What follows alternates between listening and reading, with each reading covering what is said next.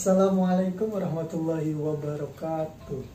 Kenalin, nama gua Gomez. Di sini gua dari channel Serpihan Kisah Misteri. Di sini gua bakal berbagi pengalaman tentang pendakian ke Gunung Gede Pangrango. Cerita ini dari kerabat deket gua yang tidak mau disebutin namanya. Sebut saja namanya Mas J. Oh iya, Mas J ini sebelumnya belum pernah melakukan pendakian ke gunung manapun. Bisa disebut dia seorang pendaki pemula lah. Perdana ini dia melakukan pendakian ke Gunung Gede. Tentu saja Mas J tidak melakukan pendakian sendirian. Mas J mengajak kedua temannya yang kita sebut namanya S dan C. Lalu mereka sepakat untuk melakukan pendakian ke Gunung Gede Pangrango pada tanggal 20 Mei 2018.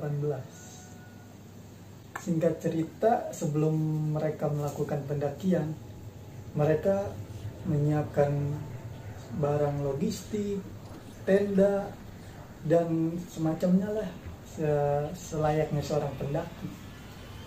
Oh iya, Mas J dan kedua temannya ini berasal dari Jakarta. Oke, gue potong lagi ya ceritanya biar lebih cepet.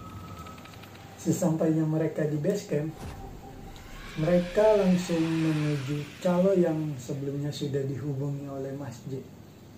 Oh ya, Mas J ini kenal calo itu dari adiknya Mas J sendiri ya. Karena adiknya Mas J itu bisa dibilang ya seorang pendaki, tapi pendaki amatir. Buat teman-teman jangan ditiru nih untuk melakukan pendakian lewat calo atau yang tidak resmi. Mendingan yang resmi, yang aman. Setelah mereka bertemu calo, dikasihlah Mas J selembar tiket kertas kecil gitu lah ya. Setelah mendapatkan tiket itu, Mas J dan kedua temannya dibawa ke tempat yang sudah disediakan oleh calo itu. Mereka langsung bergegas istirahat. Oh ya, sebelumnya mereka itu berniat untuk melakukan pendakian di jam 6 pagi. Karena mereka kelelahan, akhirnya tidurlah mereka. Sebelumnya mereka berniat untuk melakukan pendakian di jam 6 pagi. Bablaslah mereka sampai jam 10 pagi. Untungnya Mas J terbangun di jam 10 pagi. Lalu Mas J segera membangunkan kedua temannya itu untuk melakukan pendakian. Singkat cerita, mereka langsung menuju ke pos Limaksi yang ada di depan pintu masuk Gunung Gede Pangrango. Singkat cerita, sampailah mereka di pos Limaksi. Lalu ditanyalah mereka oleh petugas yang menjaga di sana. Karena petugas di sana sudah mengetahui kalau Mas J dan kedua temannya ini melakukan pendaftaran dengan calo. Itu jalur yang salah. Maka dinasihatilah mereka oleh petugas tersebut, dikasih arahan jangan lagi untuk melakukan pendakian melalui calo karena itu salah. Setelah mereka diberi arahan oleh petugas, akhirnya mereka diizinkan untuk melakukan mendaki. Di awal pendakian Mas J berjalan dengan lancar, normal lah seperti biasanya. Sesampainya di Telaga Biru, Mas J ini merasa pundaknya berat, panas, kayak ada yang nungging. Oh iya, si C ini temannya Mas J ya bisa dibilang peka lah terhadap hal-hal mistis. Kemudian si C ini bertanya kepada Mas J, Mas J, kenapa pundak lu? Kok ini berat banget? Iya nih C, nggak tahu kenapa. Putuslah obrolan mereka sampai di situ. Lalu mereka melanjutkan perjalanan menuju ke pos Curug Ciberem. Sesampainya mereka di pos Curug Ciberem, Mas J meminta untuk istirahat. Setelah itu si S berinisiatif untuk bikin teh lah untuk Mas J. Karena Mas J itu merasa pundaknya berat sekali seperti ada yang menggelendoti. Di saat itu si C hanya melihati Mas J dari jauh karena si C ini merasa ada yang gak beres dari Mas J. Setelah teh itu jadi, Mas J langsung meminumnya. Tidak tahu kenapa setelah meminum teh itu Mas J merasa mual dan muntah di belakang pos Curug Ciberem. Si C langsung mendekat dan memegang pundak Mas J. Kemudian si C itu baca-baca doa lah. Singkat cerita, mereka lanjut melakukan pendakian menuju pos Rawadenok 1. Lagi-lagi Mas J meminta istirahat sebentar karena Mas J ini merasa pundaknya itu berat sekali. Mas J merasa tidak kuat di saat itu. Kemudian disemangatilah oleh si S. Kemudian si Mas J ini merasa bangkit lagi dan kemudian mereka lanjutkan perjalanan ya sampai di Rawadenok 2 ya seperti biasa. Di Batu Kuku 1 ya biasa saja. Setelah mereka sampai di air panas, si C dan si S ini bersepakat untuk mendirikan tenda di area tersebut dikarenakan melihat kondisi Mas J yang semakin melemah dan waktu sudah mulai gelap. Setelah didirikan tenda tersebut, akhirnya Mas J mengeluarkan logistik di carrier-nya untuk persiapan makan malam nanti. Waktu pun mulai gelap.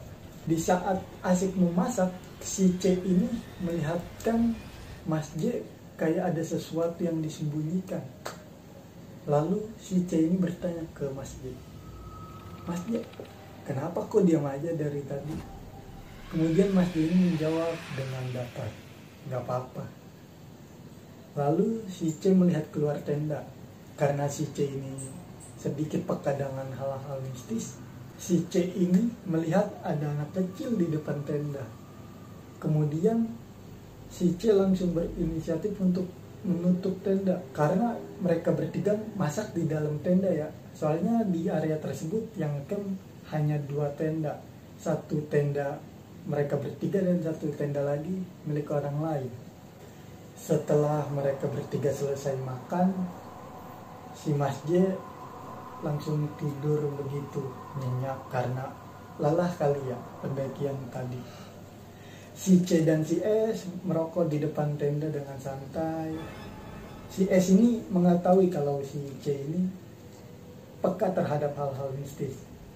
Saking asiknya mereka berdua ngobrol, tanpa disadari, waktu sudah menunjukkan pukul jam 11 malam. Akhirnya mereka berdua memutuskan untuk masuk tenda dan beristirahat. Tidurlah mereka bertiga. Tetapi si S ini terbangun jam 12 malam karena ia mendengar ada suara di belakang tenda. Suara itu seperti Bagas, tapi si S ini merasa itu bukan Bagas karena ada suara tapak orang jalan. Gimana sih orang jalan? Bek begitulah.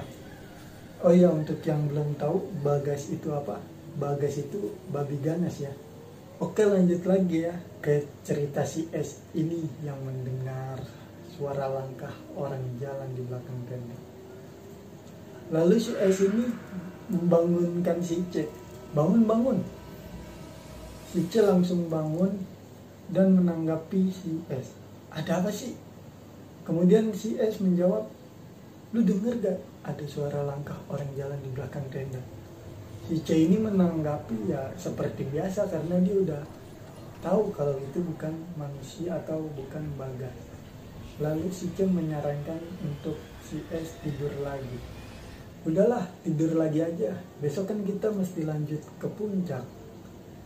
Tetapi di waktu yang samaan, mereka berdua mendengar suara wanita minta tolong di depan tenda. Setelah mereka berdua mendengar wanita meminta tolong di depan tenda, si S merinding dan merasa ketakutan. Dia langsung masuk ke sleeping bag-nya. Karena si C penasaran, akhirnya si C memutuskan untuk keluar tenda dan mengecek siapa suara wanita itu. Sesaat dia di depan tenda, dia kaget. Dia melihat sesosok wanita, ya layaknya seorang pendaki, memakai jaket biru dan memakai celana berwarna coklat.